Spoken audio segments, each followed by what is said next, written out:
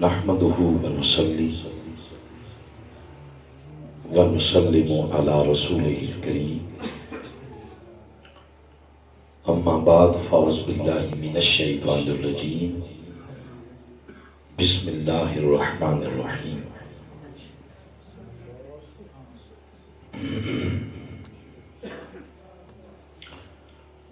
قال اللہ تعالی فی القرآن الحکیم محمد رسول اللہ صلی اللہ علیہ وسلم والذین معه صدق اللہ مولانا العظیم ان اللہ وملائکتہ یصلون علی النبی یا ایہا الذین آمنوا صلوا علیہ وسلموا تسلیما اللہم صلی علی سیدنا و مولانا محمد وعلی آلہ وصحبہ وبارک وسلم۔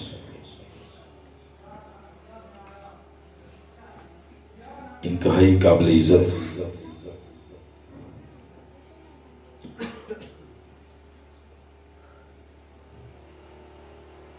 محترم ڈاکٹر محمد سلیم صاحب، صدر تحریک منہاج القرآن تحصیل سوہاوا، معزز علماء کرام، بالخصوص محترم علامہ الحافظ محمد وقاص صاحب، جملہ قائدین تحریک منہاج القرآن، بزرگوں، نوجوان ساتھیوں، عزیز بچوں، آج ہم سب میلاد النبی صلی اللہ علیہ وآلہ وسلم کے ایک عظیم الشان پروگرام میں شامل ہیں، جس کے انعقاد کا مقصد درجات کی بلندی کی دعا کرنا، یعنی برائے ایصال ثواب ہے۔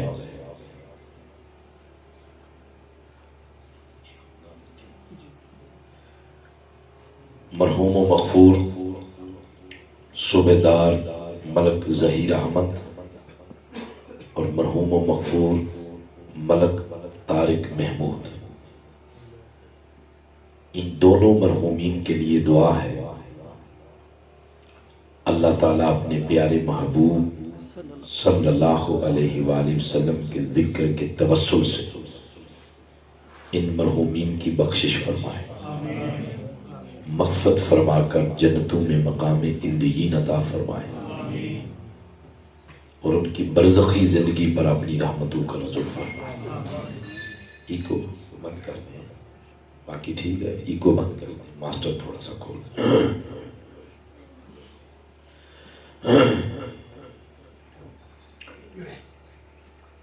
آپ ختم کل کروائیں، چیلم کروائیں، یا کچھ جمعرات کا پروگرام ہے یا سالانہ برسی ہے، تو اس میں کوئی یقین سے یہ نہیں کہہ سکتے کہ یہ عمل قبول ہو گیا ہے،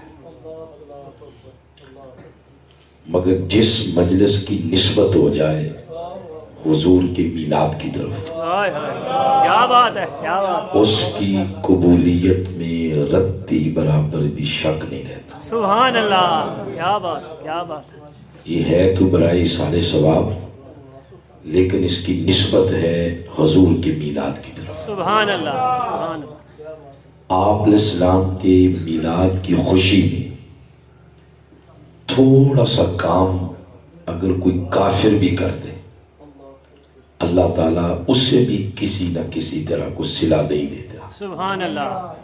بخاری شریف کی یہ حدیث ہے۔ آج کا پروگرام یہ ہے مرحومین کی دعائے مغفرت کا، لیکن اس پر ٹائٹل آ گیا ہے محفل میلاد کا۔ سبحان اللہ، سبحان اللہ، اس کی بارگاہ میں امید نہیں بلکہ یقین ہے سبحان اللہ کہ اپنے محبوب کریم صلی اللہ علیہ وسلم کی ولادت کے توسل سے ان مرحومین کو اللہ پاک جنتوں میں اعلیٰ مقام عطا فرمائے۔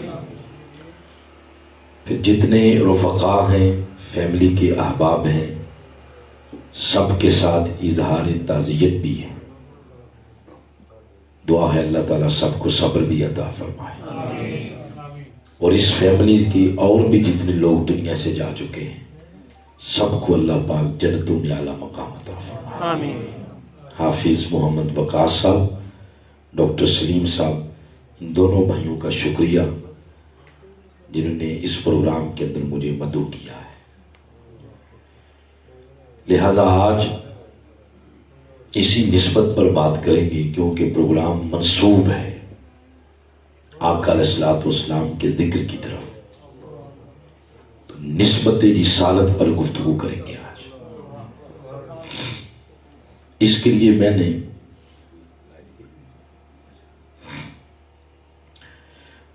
میں نے سورہ الفتح کی آخری آیت اور اس آیت کے پہلے الفاظ میں نے تلاوت کی ہے۔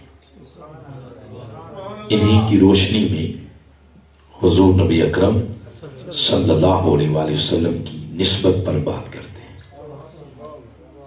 اللہ تعالیٰ نے ارشاد فرمایا، محمد رسول اللہ والذین معہ اشداء علی الکفار۔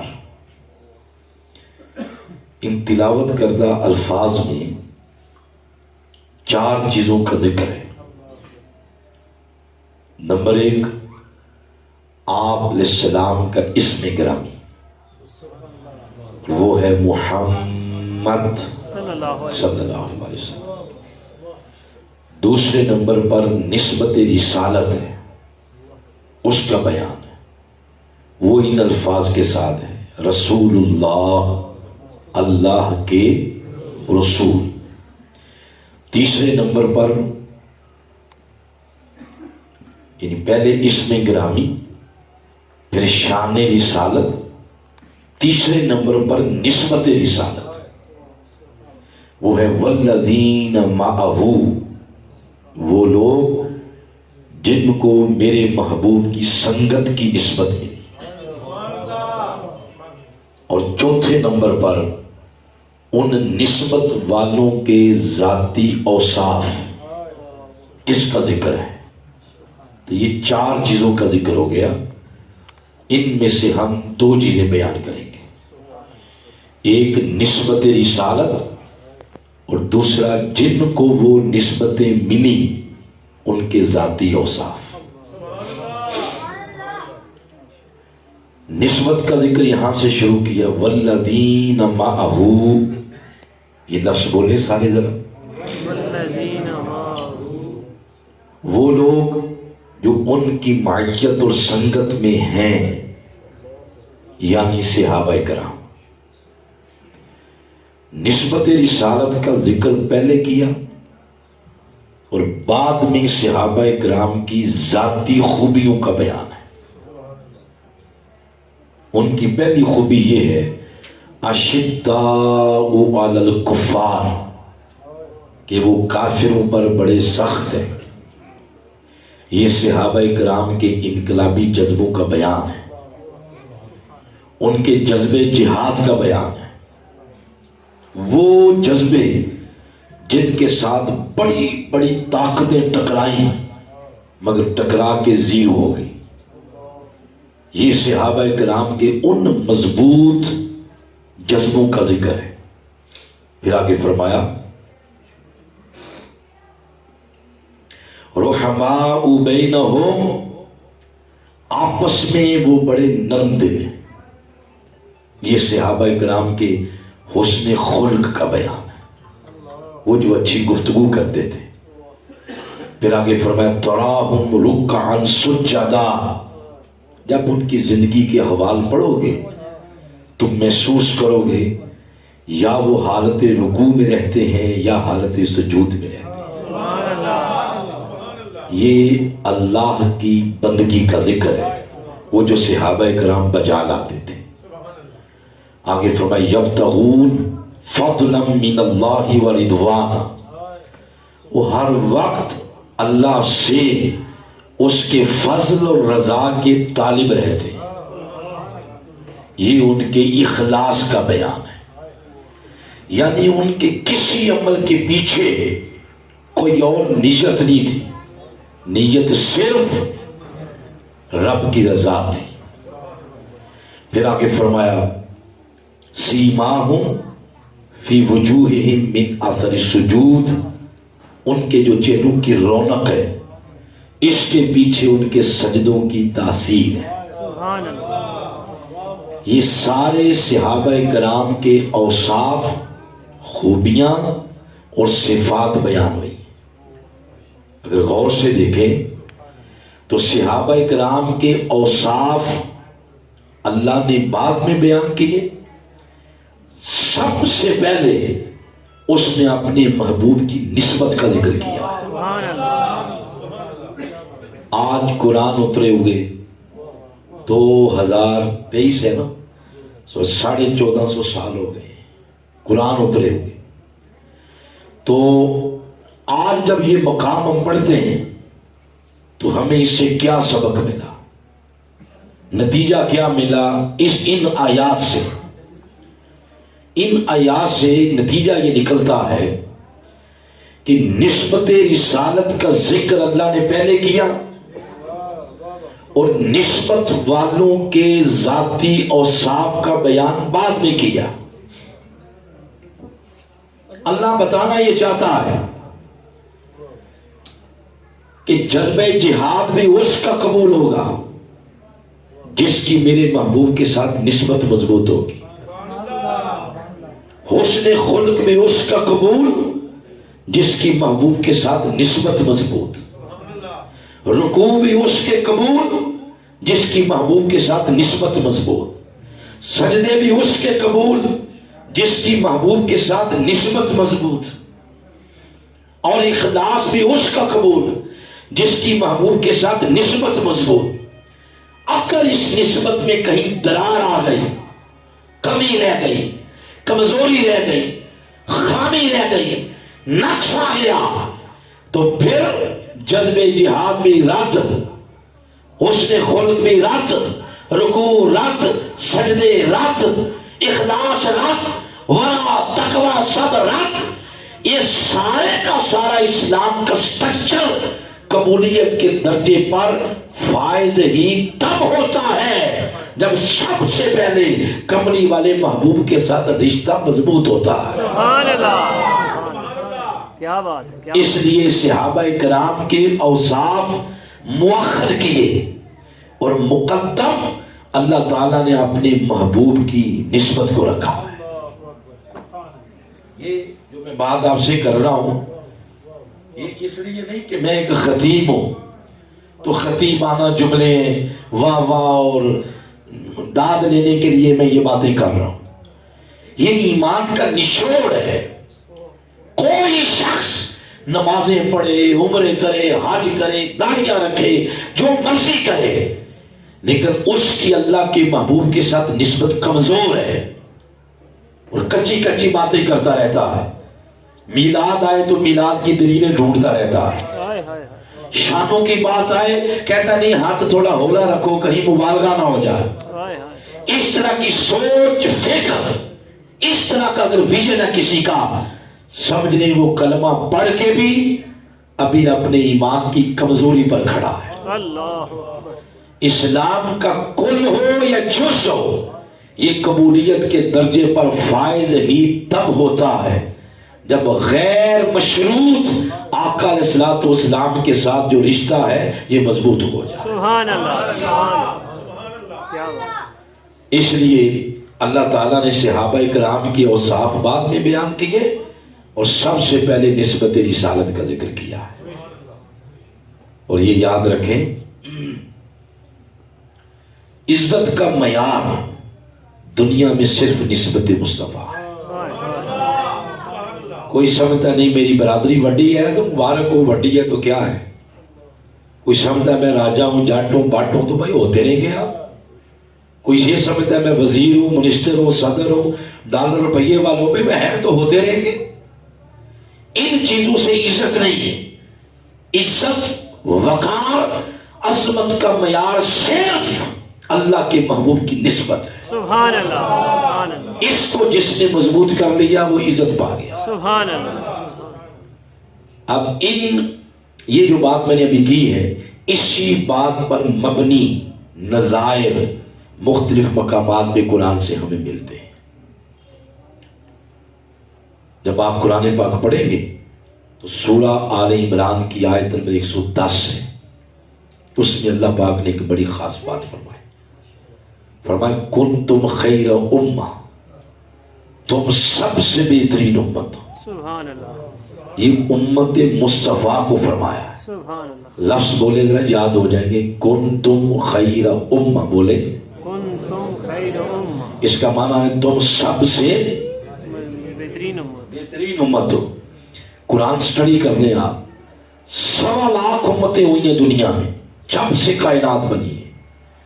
کسی امت کو اللہ تعالیٰ نے یہ خوشخبری نہیں سنائی. سبحان اللہ. کسی امت کے سر پر یہ عزت کا تاج نہیں رکھا، کسی کو یہ ٹائٹل نہیں ملا، کسی امت کو یہ عنوان نہیں ملا کہ تم سب سے بہترین امت ہو. یہ اللہ نے آپ کو دیا. سبحان اللہ. کوئی بندہ یہ نتیجہ اخذ کرنا چاہے کہ جی ہاں یہ اللہ نے ہمیں اس لیے فرمایا ہے کہ ہم بہت زیادہ نیک ہیں، تو یہ بات درست نہیں. ہم جتنے نیک ہیں وہ ہمیں ایک دوسرے کو پتہ نہیں. سب کو اپنے بارے میں پتہ ہے میں کتنا نیک ہوں. ڈھنگ سے 5 نمازیں بھی نہیں پڑھتے. ادھر ہی مجلس میں کہیں ایسے لوگ بیٹھے ہوں گے یہ نماز نہ روزہ لیکن محفل میں آئے بیٹھے. یہ ہماری حالت ہے نا. جھوٹ بولتے ہیں ہم، بزنس ہمارا بددیانتی کے اوپر مبنی ہے. تو ہم جتنے نیک ہیں وہ سب کو پتا ہے. تو یہ ٹائٹل اللہ نے اس لیے نہیں دیا کہ ہم نیک ہیں، اور سابقہ امتوں کو اس لیے نہیں دیا کہ وہ سارے گناہگار تھے، ایسا بھی نہیں. ان امتوں میں بھی بڑے بڑے لوگ نیک بھی تھے، بڑے بڑے نیک لوگ. مثلا آپ سورہ الکہف پڑھیں، 18 نمبر سورہ ہے. اس میں کچھ اللہ کے بندوں کا، وہ جو پہلی امتوں میں پائے جاتے تھے، ان کا واقعہ ہے سورۃ الکہف میں. وہ اپنے وقت کے بادشاہ سے وہ تنگ آ گئے. دقیانوس اس بادشاہ کا نام ہے. تو اس بادشاہ کے ظلم سے تنگ آ کر یہ دور پہاڑوں میں چھپ کر عبادت کرنے کی غرض سے چلے گئے. ایک غار میں جا کر بیٹھے تو فرمایا جو ہی وہ بیٹھے تو فَضْرَبْنَا عَلَىٰ آذَانِهِمْ فِي الْكَهْفِ سِنِينَ عَدَدًا، ہم نے ان کو تھپکی دے کر سلا دیا کچھ سالوں کے لیے. تو 309 سال کے لیے وہ وہاں سوئے رہے. وَلَبِثُوا فِي كَهْفِهِمْ 300 سِنِينَ وَازْدَادُوا 9، 309 سال کے لیے. اب غار کے دروازے تھے 2، ایک مشرق کی طرف کھلتا تھا، ایک مغرب کی طرف. تو جو ہی سورج چڑھتا مشرق سے تو چڑھتے سورج کی شعائیں اندر آتی. جب سورج غروب ہوتا تو غروب ہوتے سورج کی شعائیں بھی اندر آتی. اگر 309 سال ان کے جسموں پر سورج کی شعائیں پڑتی رہتی تو جسم خراب ہونے کا اندیشہ تھا. اللہ نے اپنے پیاروں کے جسم کو بچانا چاہا. اس کے لیے کیا کیا؟ سورج کو حکم دیا. فرمایا وَتَرَى الشَّمْسَ اِذَا طَلَعَتْ تَزَاوَرُ عَنْ كَهْفِهِمْ ذَاتَ الْيَمِينِ. فرمایا چڑھتے سورج چڑھتے ہوئے ان کے غار کے دروازے سے تھوڑا سا دائیں جانب مڑ کے چڑھا. اور فرمایا وَإِذَا غَرَبَتْ تَقْرِضُهُمْ ذَاتَ الشِّمَالِ، اسی طرح غروب ہوتے ہوئے فرمایا رستہ بدل لے. مقام یہ ہے ان اولیاء کا، ان نیک بندوں کا کہ ان کی خاطر اللہ نے اپنی تقدیر کا نظام ہی بدل دیا. سبحان اللہ. نظام ہی، مقام یہ ہے. اور پھر جب وہ 309 سال بعد اٹھے ان کو کوئی ایک علامت بھی اپنے جسموں پر 309 سال گزرنے کی نظر نہیں آئی، نہ ناخن بڑھے نہ بال بڑھے، اسی طرح تھے جس طرح گئے تھے۔ یہی وجہ ہے کہ کہتے ہیں کم لبثتم، یہاں ہم کتنا عرصہ بیٹھے رہے؟ تو کسی نے کہا یومن، کسی نے کہا نہیں او بعد یوم، کسی نے کہا ایک دن، کسی نے کہا آدھا دن۔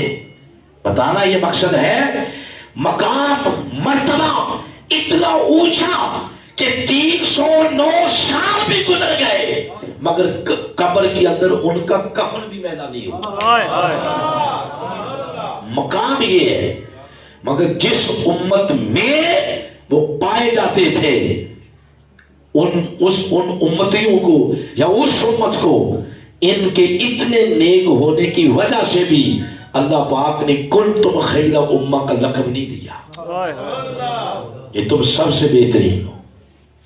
پھر آپ قرآن پاک پڑھیں، سورہ نمل 27 نمبر سورہ ہے، اس میں سلیمان علیہ السلام کا ذکر اور ان کی امت کا ذکر۔ جب آپ فرما رہے تھے کہ کوئی جائے 900 میل کی مسافت پر تخت پڑا ہوا ہے ملکہ بلقیس کا، لے آؤ، تو عاصم بن برقیہ نامی شخص اٹھا کہ میں لے آتا ہوں، لے بھی آیا۔ کتنے وقت میں؟ پلک جھپکنے میں، یا پلک جھپکے نا ویسے لگا نہیں لگا، تو پلک جھپکنے میں وہ لے آیا۔ اور جب پوچھا کہ یہ کیا ہے تو اس نے کہا ھذا من فضل ربی، یہ میرے رب کا فضل۔ کیا پتا چلا کہ ایسی امتیں گزری ہیں کہ ان پر اتنا فضل تھا کہ پلک جھپکنے میں 900 میل کی مسافت سے تخت لا رہے ہیں۔ اتنے بڑے بڑے ولی اور اتنے بڑے بڑے صاحب فضل لوگ تھے، مگر اتنے نیک ہونے کے باوجود بھی کنتم خیر امہ کا عنوان انہیں نہیں ملا، وہ آپ کو ملا ہے، امت مصطفیٰ کو ملا ہے۔ اب یہ بات ایک الگ ہے کہ اس امت میں سرکار غوث پاک جیسے اولیاء ہیں، ایک الگ بات ہے۔ خواجہ معین الدین چشتی اجمیری جیسے لوگ، حضور دادا صاحب جیسے لوگ، پیر خاکی رسول شاہ صاحب جیسے لوگ، یہ بات ایک الگ ہے۔ مگر جہاں اتنے بڑے بڑے صاحب تقویٰ لوگ ہیں تو میرے جیسے گناہگار بھی بڑے، ہم جیسے سیاکار بھی بڑے، تو یہ ٹائٹل کیوں ملا؟ وہ پھر فرماتا ہے اے گناہگارو، اے سیاکارو، میں تمہارے گناہوں کو دیکھتا یا اپنے محبوب کی نسبت کو دیکھتا؟ سبحان اللہ۔ یہ جو تمہیں میرے محبوب کے امتی ہونے کی نسبت ملی ہے، اس نسبت نے تمہیں 1.25 لاکھ امتوں میں سے سب سے افضل امت بنا دیا۔ سبحان اللہ۔ نعرہ تکبیر، نعرہ رسالت، نعرہ تحقیق، نعرہ حیدری، جشن عید میلاد النبی، علماء سنت۔ تو دو باتیں ہو گئی ہیں، دو مثالیں ہیں۔ تو میں جس بات کو ثابت کرنے پر زور لگا رہا ہوں قرآن سے ہی بیان کر رہا ہوں میں، تو وہ یہ ہے کہ عزت کا معیار صرف کیا ہے؟ بولو نا، ابھی آپ بول نہیں رہے، اس کا مطلب ہے اور پکا کرنے کی ضرورت ہے۔ اب بولیں گے تو جان چھوڑیں گے ہم انشاءاللہ۔ اسی طرح قرآن پڑھیں آپ تو پھر قرآن پاک میں آپ کو ذکر ملے گا انبیاء کرام کی ازواج کا، انبیاء کرام کی ازواج یعنی بیویوں کا۔ حضرت آدم علیہ السلام کا ذکر ملے گا سورہ بقرہ کے اندر، آیت نمبر 29 سے شروع ہوتا ہے۔ ذکر کرتے کرتے اللہ پاک نے پھر یہ فرمایا یا آدم اسکن انت و زوجک الجنہ، تم بھی جنت میں رہو، تمہاری بیوی بھی رہے۔ تو یہ آدم علیہ السلام کا ذکر آ گیا، ساتھ ان کی زوجہ کا۔ سورہ ہود پڑھے، 11 نمبر سورہ، 71 نمبر آئے، اس میں ابراہیم علیہ السلام کا ذکر ہے، ساتھ ہی متصل ان کی زوج محترمہ کا بھی ذکر ہے۔ ان کا نام تھا حضرت سارہ علیہ السلام۔ پریشان رہتی تھی کہ وہ جو بعد میں آئی ہے نا، یعنی حضرت ہاجرہ، اللہ نے بیٹا اس کو پہلے دے دیا ہے، میں پہلے کی آئی ہوئی اور مجھے بیٹا نہیں ملا، تو پریشان رہتی تھی۔ اللہ نے ایک دن جبریل کو بھیجا کہ جاؤ ابراہیم کے توسل سے انہیں بھی خوشخبری سنا دو کہ میں اگر اسے بیٹا دے سکتا ہوں تو میرے خزانے میں کوئی کمی آ گئی ہے، تمہیں بھی دے سکتا ہوں۔ تو اس طرح وَامْرَأَتُهُ قَائِمَةٌ، تو ابراہیم علیہ السلام کا ذکر ساتھ ان کی زوجہ کا۔ پھر سورہ مریم کو پڑھیں، وہاں پہلا رکوع ہے، اس میں حضرت زکریا کا ذکر، ساتھ ہی ان کی زوج محترمہ کا ذکر ہے۔ سورۃ الصافات میں چلے جائیں، ابراہیم علیہ السلام کا ذکر تو دوسری زوج محترمہ حضرت ہاجرہ علیہ السلام کا ذکر اشارتاً کیا ہے۔ یہ سارے مقامات جب آپ پڑھیں تو پڑھتے پڑھتے آپ سورہ پھر احزاب میں آ جائیں، 33 نمبر سورہ ہے اور 32 نمبر آئے ہیں۔ یہاں پر ذکر آ گیا ازواج مصطفیٰ کا صلی اللہ علیہ وسلم، یعنی حضور علیہ السلام کی ازواج مطہرات کا ذکر آ گیا۔ یہ بھی پڑھ لیں، وہ مقامات بھی پڑھیں، یہ مقامات بھی پڑھیں، تو آپ فیل کریں گے کہ زمین آسمان کا فرق ہے۔ کیسے اللہ اپنے محبوب کی ازواج کو یوں مخاطب کرتا ہے، فرماتا ہے یا نساء النبی، اے نبی کی ازواج، اے ازواج پیغمبر، لستن کا احد من النساء، تم دنیا کی کسی عورت کی مثل نہیں ہو، یعنی دنیا کی کوئی عورت تمہارے قدموں کے ساتھ لگنے والی خاک کے برابر نہیں ہے۔ ان کو یوں ممتاز کر دیا ہے، وجہ کیا بنی؟ ان کی کوئی اپنی خوبی نہیں، وجہ صرف یہ بنی کہ ان کو حضور اسلام کے نکاح میں آنے کی نسبت مل گئی، حضور اسلام کے عقد میں آپ کے رشتے زوجیت کی نسبت ملی، تو کائنات کی باقی عورتوں سے اللہ پاک نے ان کو ممتاز کر دیا ہے۔ وجہ فضیلت کیا بنی؟ نسبت مصطفیٰ صلی اللہ علیہ وسلم۔ اور اسی سے یہ جو الفاظ ہیں نا قرآن پاک کی اس آیت کے، دنیا کی کوئی عورت تمہاری مثل نہیں، تو پڑھ کے کبھی یہ بھی ذہن میں آتا ہے کہ وہ عورتیں جن کو صرف حضور کے نکاح کی نسبت ملی، تو فرمایا کوئی تمہاری مثل نہیں، تو حضور اسلام کی مثل کوئی کیسے ہو سکتا ہے؟ ان کا کوئی کیسے سوچ سکتا ہے؟ اس لیے پیر میر علی شاہ صاحب نے فرمایا تھا کوئی مثل نہیں ڈھولن، چپ کار میرے علی اتھا جان نہیں بولن۔ تو آپ علیہ السلام کی نسبت کی وجہ سے وہ خواتین ممتاز ہو گئی۔ پھر تھوڑا سا آگے چلیں تو آپ کو قرآن پاک میں ملے گا ملکوں کے اور شہروں کے نام، ملکوں کے اور شہروں کے نام۔ فلسطین کا ذکر ملے گا، شام کا ملے گا، روم کا ملے گا، یمن ملک ہے اس کا ایک شہر ہے سانا، اس کا ذکر ملے گا سورۃ القلم کے اندر۔ تو یہ شہروں کا ذکر ہے، کئی اشارتاً آیا کہ صراحتاً آیا۔ کسی شہر کا ذکر کرتے ہوئے اللہ تعالیٰ نے قسم نہیں کھائی، اس کو کیا پڑی ہے وہ شہروں کی قسم کھاتا میرے، کسی شہر کی قسم نہیں کھائی۔ مگر جب آخری پارہ آیا قرآن کا آخری پارہ، سورہ ہے بلد، پہلی آیت، اس نے یہ بھی کام کر دیا، اس نے ایک شہر کی قسم کھا لی۔ اور عربی میں قسم کھانے کے لیے لفظ استعمال ہوتے ہیں واو یا تا یا با یا لام، لفظ اللہ کے ساتھ جوڑ کس طرح کرتے ہیں؟ واللہ، تاللہ، باللہ، للہ، اس کا معنی ہوتا ہے اللہ کی قسم۔ تو یہ واو بات آئی، یہ مخفف ہے، مگر جب شہر کی بات آئی اللہ نے مخفف الفابیٹ وہ بھی ذکر نہیں کیا، سیدھا لفظ بولا، فرمایا لا اقسم بہذا البلد، اس مکہ شہر کی قسم ہے مجھے۔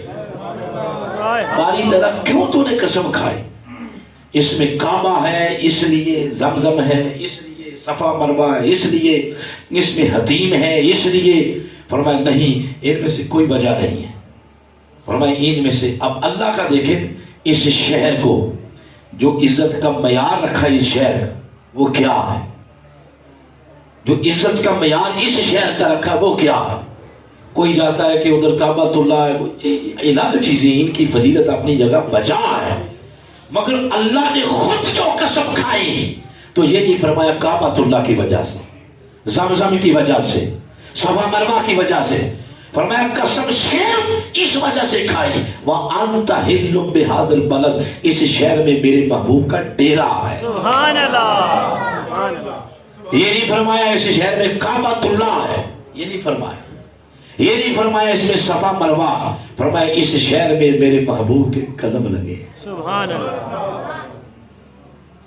لہذا کئی لوگ اس نیت سے جاتے ہیں نا وہاں، تو وہ کہتے ہیں کہ حضور نے بلایا، ادھر جاتے ہیں۔ تو جو لوگ زیادہ شو کرنا چاہتے ہیں، شاید ہماری توحید زیادہ پکی پینڈی ہے، کہتے ہیں نہیں نہیں نہیں نہیں، ہم حج کرنے جا رہے ہیں، عمرہ کرنے جا رہے ہیں۔ اور عاشق لوگ کہتے ہیں ہمیں کیا لگے حج اور عمروں سے، ہم تو یار کے شہر میں جا رہے ہائے ہائے ہیں، محبوب کے شہر میں جا رہے ہیں۔ ہائے ہائے وہ حج کرنے بھی جائیں تو کہتے ہیں کہ حضور نے بلایا ہے، ہائے ہائے عمرہ کرنے جائیں تو تب بھی کہتے ہیں حضور نے بلایا۔ ہائے اور کئی ایسے ہیں وہ ڈائریکٹ فلائٹ ہی مدینہ پاک کی لیتے ہیں۔ ہائے ہائے۔ یعنی مطلب یہ ہے اگر شہر کی قسم بھی کھائی تو آقا علیہ الصلوۃ والسلام کی نسبت کی وجہ سے کھائی۔ اس کے بعد پھر آگے بڑھیں، پوری دنیا میں آپ دیکھتے ہیں مسجدیں، ایک یہ مسجد بھی ہے جس میں ہم بیٹھے، کتنی پیاری حسین مسجد بنی ہے، پوری دیواروں کو بھی آپ نے ماربل لگا دیا ہے، پیاری مسجد بنی، بڑی بڑی مسجدیں ہیں پھر پوری دنیا میں۔ پاکستان میں دیکھ لیں بادشاہی مسجد ہے، یہ بادشاہ فیصل مسجد ہے، اس طرح بڑی بڑی مساجد ہیں، مگر روئے زمین پر ایک مسجد ایسی بھی ہے جس کی کوئی مثل نہیں، وہ ہے مسجد نبوی۔ ہائے ہائے ہائے۔ کون سی ہے؟ مسجد نبوی۔ یہ دو لفظوں کی اضافت بن گئی مسجد نبوی، تو اضافت کا ترجمہ ہوگا نبی کی مسجد، نبی کی مسجد۔ روئے زمین پر اس مسجد جیسی کوئی مسجد نہیں، سبحان اللہ۔ کیونکہ نسبت کدھر ہوگی؟ نبی۔ آپ علیہ السلام کی طرف۔ پھر جب مسجد میں داخل ہوں گے نا آپ، تو مسجد کے اندر بڑی جگہ ایسی ہیں جو برابر نہیں ہیں، جو فضیلت میں ایک دوسرے سے اعلیٰ اور افضل ہے۔ اگر کسی دروازے کا نام باب عبدالعزیز ہے تو دوسرے کا نام باب بلال ہوگا، تیسرے کا نام باب ابوبکر صدیق ہوگا، چوتھے کا نام باب بقی ہوگا، پانچویں کا نام باب جبریل ہوگا۔ یعنی فضیلت میں ایک دوسرے سے اعلیٰ ہے۔ اور ایک جگہ ایسی بھی ہے جس کا نام ہے ریاض الجنہ۔ ہائے ہائے ہائے۔ بولو کیا نام ہے؟ ریاض الجنہ۔ اس کا معنی ہے جنت کا باغ۔ بولو جنت کا باغ۔ اور یہ بات خوش کرنے کے لیے نہیں فرمائی، جیسے آپ کسی کے گھر جائیں، کھانا اچھا ہو نہ ہو، آپ نکلتے ہوئے کہہ دیں گے کہ آپ کا کھانا اچھا تھا، مہمان نوازی آپ نے بڑی کی ہے، تو یہ کوئی منہ رکھنے کے لیے دو لفظ اخلاقی طور پر بندہ بول دیتا ہے۔ یہاں ایسا نہیں ہے کہ خوش کرنے کے لیے فرمایا یہ ریاض الجنہ ہے۔ جیسے آپ ہوٹل بنائیں، دکان بنائیں، جو مرضی نام رکھ لیں، آپ ہوٹل کا نام ریاض الجنہ رکھ لیں، کوئی روکے گا آپ کو؟ نہیں۔ مگر وہ ریاض الجنہ تو نہیں ہوگا۔ کیا خیال ہے؟ اسی طرح یہ جو جگہ ہے، یہ نہیں ہے کہ خوش کرنے کے لیے کہا ریاض الجنہ، نہ، یہ واقعی ایسا ہے۔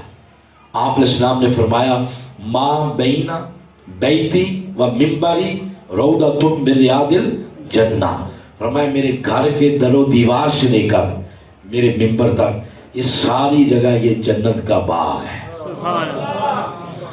جس کو اپنی زندگی میں ایک لمحہ، ایک لحظہ، ایک گھڑی، ایک سیکنڈ اس جگہ پاؤں رکھنے کا موقع مل گیا، وہ سمجھ لے مرنے سے پہلے ہی جنت میں چلا گیا۔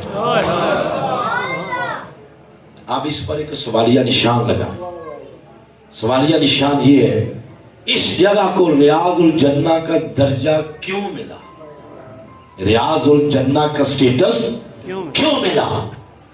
اب یہ جو اگلی بات بتا رہا ہوں یہ الفاظ میرے قائد کے، شیخ الاسلام ڈاکٹر محمد طاہر القادری مدہ ذلال، آپ فرماتے ہیں ساری زندگی قرآن پڑھتے رہو اس سوال کے جواب کی جستجو میں کہ اس کو سٹیٹس ریاض الجنہ کا کیوں ملا ہے۔ فرماتے ہیں قرآن پڑھو، حدیث پڑھتے رہو، کتب سجر کھنگال لو، تاریخ پڑھو، اس سوال کا جواب صرف ایک ہے، اس کے علاوہ کوئی جواب نہیں ہے۔ وہ یہ وہ جگہ ہے جس جگہ 24 گھنٹوں میں کئی بار حضور علیہ الصلوۃ والسلام کے قدم لگتے تھے، کئی بار قدم لگتے تھے۔ آپ علیہ السلام فجر کے لیے تشریف لا رہے ہیں، ظہر کے لیے، عصر کے لیے، مغرب کے لیے، عشاء کے لیے، تہجد کے لیے آپ تشریف لا رہے ہیں۔ اگر کوئی نکاح کی تقریب ہے تو وہ بھی مسجد میں ہی ہوتی ہے، حضور پھر تشریف لے آتے ہیں۔ تو جنگ کی تیاری کرنی ہوتی تو حضور پھر تشریف لے آتے، مشاورت کرنی ہوتی تو پھر تشریف لے آتے، پریا پنچایت کوئی میٹنگ ہو گئی تو آپ پھر تشریف لے آتے، سرکاری سطح پہ کوئی وفود آتے حضور کے ساتھ مذاکرات ڈائیلاگ کرنے کے لیے آپ پھر تشریف لے آتے۔ آقا کے مہمان بھی اسی جگہ ان کو انٹرٹین کیا جاتا، آپ پھر تشریف لے آتے۔ یہ جو 24 گھنٹوں میں بار بار آقا یہاں خرام ناز کرتے، آقا کا وجود مقدس یہاں خرام ناز کرتا، ہوائیں فضائیں مصطفیٰ کے جسم مسعود کو پہنچے دیتی، آپ کی وجہ سے زمین پر ہی جنت کا باغ بن گیا ہے، اور کوئی وجہ نہیں ہے اس کی، حضور کے جسم مسعود کی وجہ سے۔ تو آپ دیکھ لیں یہ مثالیں میں نے 5-6 کوٹ کر دی اور ساری قرآن سے کی ہیں۔ جس کو بھی عزت ملی تو کس وجہ سے ملی ہے؟ نسبت مصطفیٰ کی وجہ سے۔ آج آ جائیں چلیں یہ بات آگے جا کے کرتے ہیں، جس کو بھی نسبت ملی وہ کس وجہ سے ملی؟ یہ عزت ملی نسبت مصطفیٰ۔ اب یہ ساری جو گفتگو کی ہے اس کو ذرا اکٹھا کر لیں خلاصہ تھا، وہ 5-6 جملے اس ساری گفتگو سے نکالنے ہیں۔ وہ یہ جن کو نسبت مل گئی سنگت میں بیٹھنے کی وہ ہو گئے حضور کے صحابہ، بولتے جاؤ، حضور کے صحابہ۔ جن کو حضور کی امت کی نسبت مل گئی کہ امت میں پیدا ہو گئے وہ ہو گئے حضور کے امتی۔ جن کو حضور کے عقد اور نکاح کی نسبت مل گئی وہ ہو گئی حضور کی ازواج، اور وہ جو شہر ہے وہ حضور کا شہر، اور مسجد ہو گئی حضور کی مسجد۔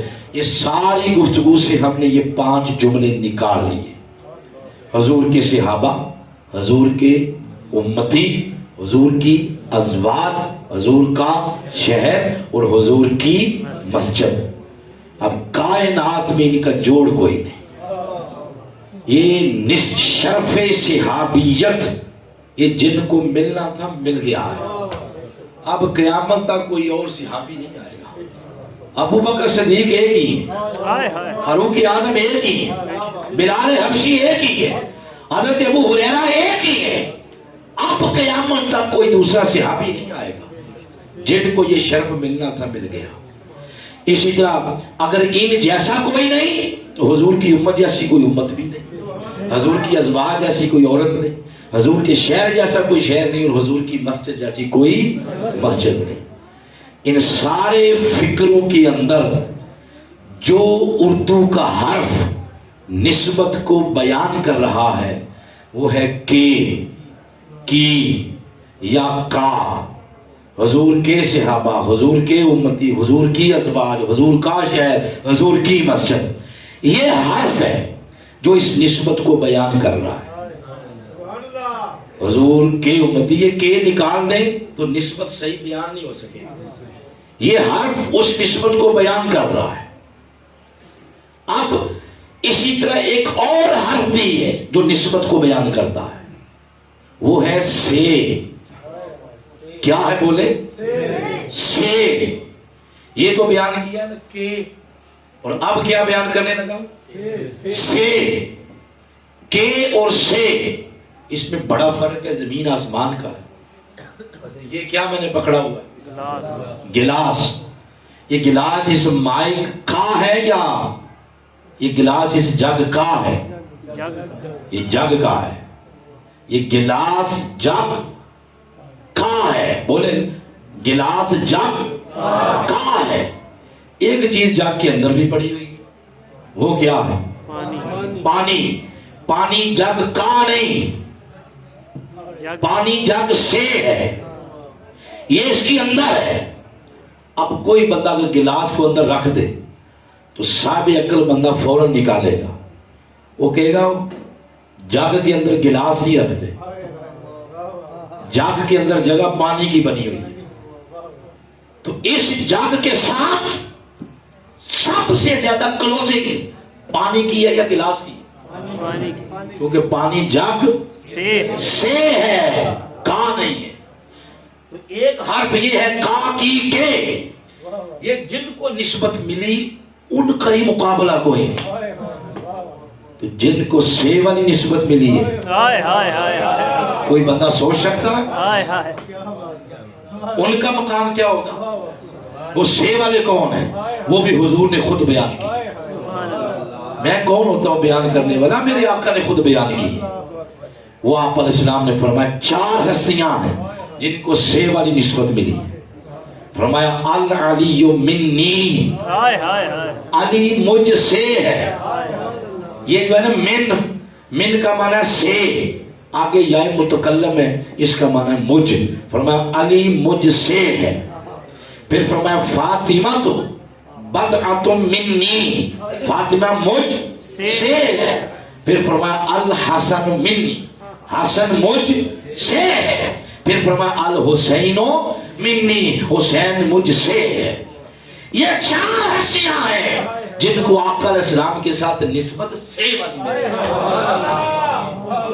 اور خوش ہو جو اگلی بات سن کے، میرے آقا نے یہ نسبت صرف یہاں تک نہیں رکھی، اس نسبت کو دوہرا رنگ دیا۔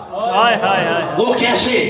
وہ ایسے فرمایا اگر الحسین منی، اگر حسین مجھ سے ہے تو آنا من الحسین، تو میں حسین سے۔ دوہری نسبت آقا علیہ السلام نے دی ہے۔ کیا بات ہے، کیا بات ہے۔ مطلب بتانے کا یہ ہے اتنا اتنا مقام بلند ہوتا چلا گیا جتنی جتنی حضور کے ساتھ نسبت بڑھتی چلی گئی۔ یہ حضور کی اولاد ہے، یہ حضور کی اولاد ہے۔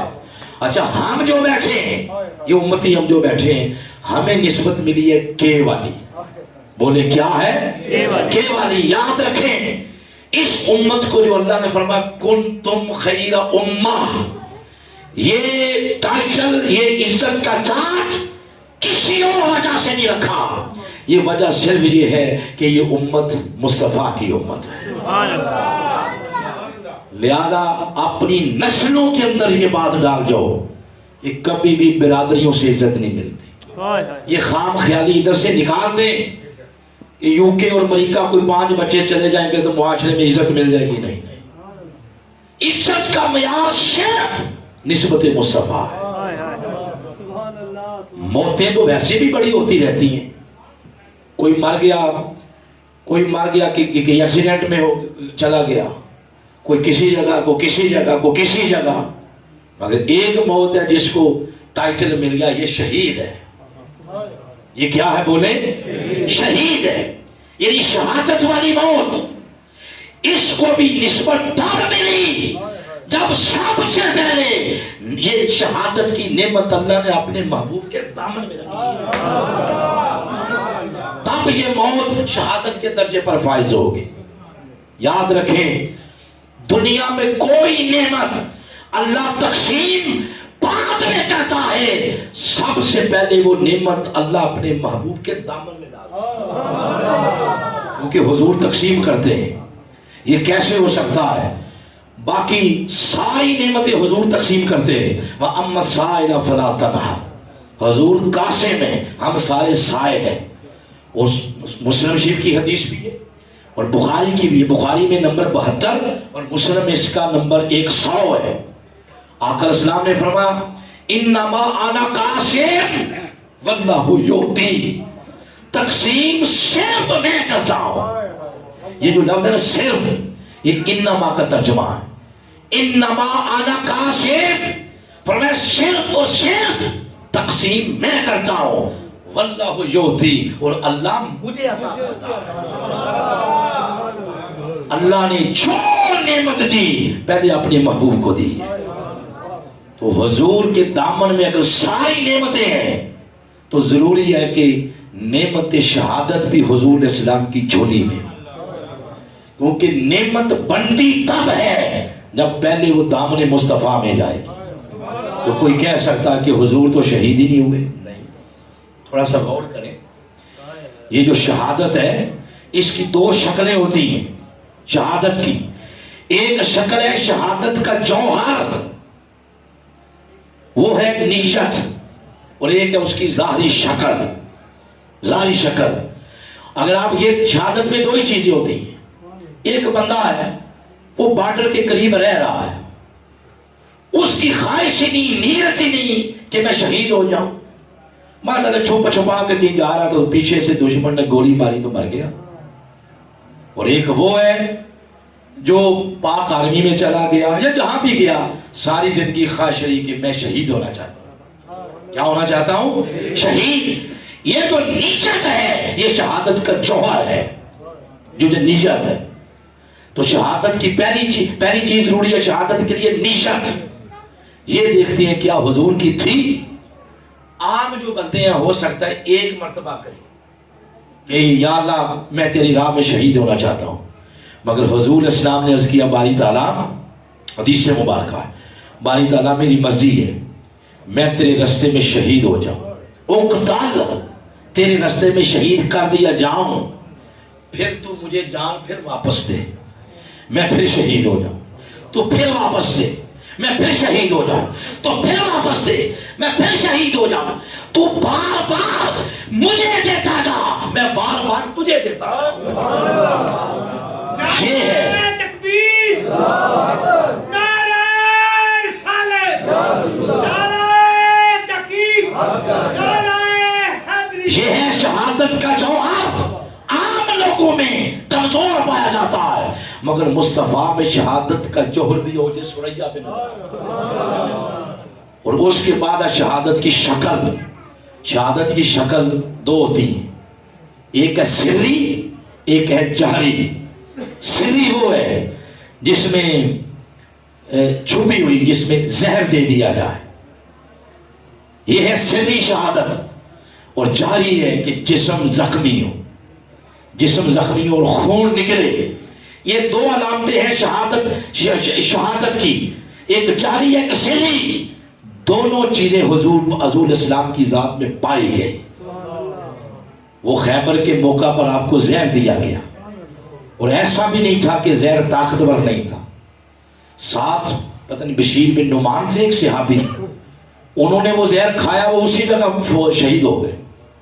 مگر حضور اسلام نے آپ نے بھی وہ دو بوٹیاں کھا لی، تیسری کھانے لگے تو جبریل نے آ کے عرض کیا یا رسول اللہ، وہ بلکہ وہ خود گوشت کی بوٹی بولی کہ حضور مجھے مت کھائیے، میرے اندر زہر ہے۔ پہلے کھانے دیا تاکہ شہادت کی شکل مصطفیٰ پر پوری ہو جائے، شہادت سری کا سفر شروع ہو جائے۔ آپ کی طبیعت مبارکہ وہ تھوڑی سی اس میں تغیر بھی آیا، مگر اللہ کا وعدہ تھا یاسمک عن الناس، محبوب لوگوں میں سے کوئی آپ کی جان نہیں لے سکے۔